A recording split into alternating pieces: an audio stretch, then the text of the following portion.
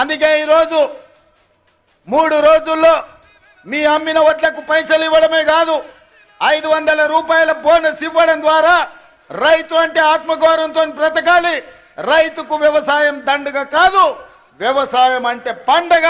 ఆ పండగ ప్రజా పాలనలో ఇందిరమ్మ రాజ్యంలో జరగాలి అని ఇవాళ మీకందరు కూడా వరి పండించిన వాళ్ళు గుండెల మీద చేతులు వేసుకొని నిశ్చింతగా నిద్రపోయేటట్టు ఈరోజు మన ప్రభుత్వం ప్రయత్నం చేస్తున్నది. అందుకే మిత్రులారా, ఉమ్మడి రాష్ట్రంలో లేని విధంగా ఈ దేశంలోనే ఈసారి తెలంగాణ రాష్ట్రంతో పోటీపడ్డ వరి రైతులే లేరు.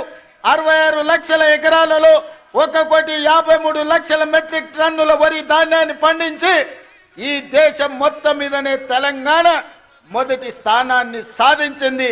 ఈ తెలంగాణ రాష్ట్రంలో 5,12,000 ఎకరాల వరి పండించి నల్గొండ తెలంగాణలో మొదటి స్థానంలో నిలబడ్డదని నేను ఈరోజు ఈ సందర్భంగా గర్వంగా నేను చెప్పదలుచుకున్నా. అందుకే నల్గొండ రైతాంగాన్ని మనస్ఫూర్తిగా నేను అభినందిస్తున్నా. అందుకే చంద్రశేఖరరావు గారికి ఈరోజు నేను చెప్పదలుచుకున్నా, మీరు అధికారంలో ఉంటే చెలాయిస్తాం, ఓడిపోతే ఫామ్ హౌస్లో పడుకుంటామనే విధానము ఇది మంచిది కాదు మీకు, మీ అనుభవానికి, మీ హోదాకు. ఈరోజు నేను సూటిగా వారిని ఒకటే మాట అడుగుతున్నా, మేమందరం ఎన్నికల్లో పోటీ చేయలేదా? ఓడినా గెలిచినా ప్రజల్లో ఉండలేదా? ఒక్కసారి కాదు 2 సార్లు మీరు గెలిచినారు, మేము ఓడినాం. మీరు ముఖ్యమంత్రిగా ఉన్నప్పుడు ప్రధాన ప్రతిపక్ష నాయకుడిగా పెద్దలు జానారెడ్డి గారు నిరంతరం ప్రజల మధ్యలో ఉండి శాసనసభలో పాలక పక్షానికి సలహాలు సూచనలు ఇస్తూ ప్రభుత్వం చేసే తప్పిదాల మీద వారు సూటిగా పదునుగా ప్రభుత్వాన్ని నిలదీశారు. అదేవిధంగా మిత్రుడు బట్టి విక్రమార్క గారు మరొక 5 సంవత్సరాలు సిఎల్పి నాయకుడిగా మా ఎమ్మెల్యేలను మీరు గుంజుకున్నా ముక్కవని ధైర్యంతో సిఎల్పి హోదాను మీరు తొలగించినా ఏ రోజు అధైర్యపడలేదు.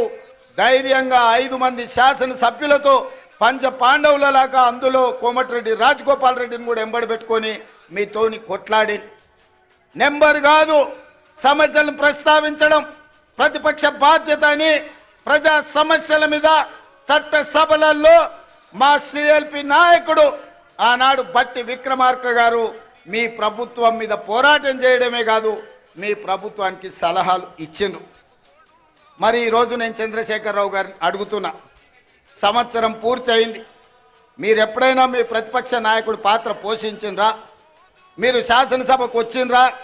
మీ అనుభవాన్ని ఎమ్మెల్యేగా, రాష్ట్ర మంత్రిగా, పార్లమెంట్ సభ్యుడిగా, కేంద్ర మంత్రిగా, తెలంగాణ రాష్ట్ర సమితి అధ్యక్షుడిగా, తెలంగాణ రాష్ట్ర ముఖ్యమంత్రి 10 సంవత్సరాలుగా మీకున్న అనుభవాన్ని, మీ వయసును తెలంగాణ ప్రజల కోసం ఏ ఒక్క రోజైనా వినియోగించిండ్రా? మీరు ఆలోచన చేయండి, ఆత్మ పరిశీలన చేసుకోండి. చంద్రశేఖరరావు గారు ఇంత అనుభవాన్ని 40 సంవత్సరాల ప్రజా జీవితంలో 4 కోట్ల ప్రజలు మీకు అండగా నిలబడి మిమ్మల్ని మోస్తే ఈరోజు ప్రతిపక్ష పాత్ర శాసనసభలో ప్రతిపక్ష కుర్చీ ఖాళీగా ఉండడం ఈ తెలంగాణ సమాజానికి ఏమి సమాధానం చెప్తారు మీరు అని అడుగుతున్నా.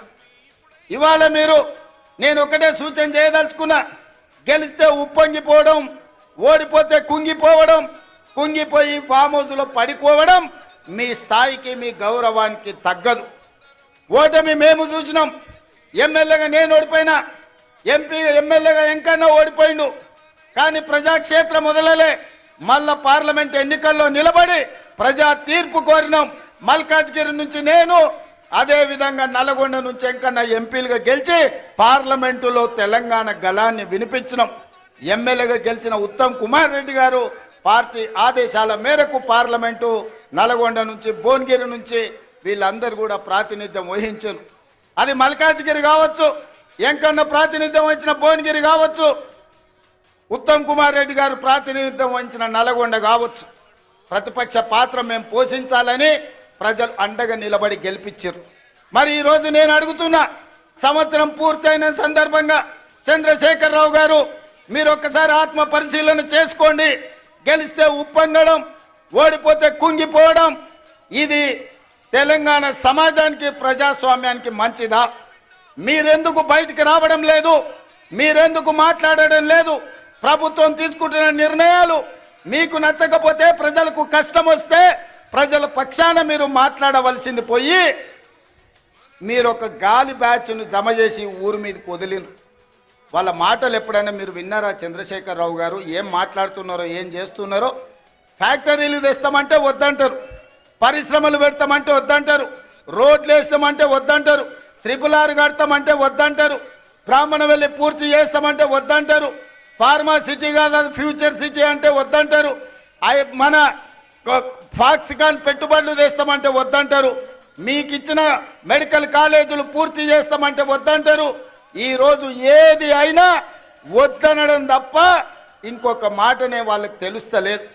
నేను అడుగుతున్నా, ఏది వద్దన్నప్పుడు, భూసేకరణ చేయొద్దన్నప్పుడు, పెట్టుబడులు రావద్దన్నప్పుడు, కాలేజీలు తెరవద్దన్నప్పుడు, ఉద్యోగాలు ఇవ్వద్దన్నప్పుడు, గ్రూప్ 4 పరీక్షలు పెట్టొద్దన్నప్పుడు, గ్రూప్ 1 పరీక్షలు పెట్టొద్దన్నప్పుడు, డిఎస్సి నోటిఫికేషన్ రద్దు చేయమంటే ఏ విధంగా తెలంగాణ రాష్ట్రం ముందుకు వెళ్తుందో తెలంగాణ సమాజం ఆలోచన చేయాలి ఇయ్యాల.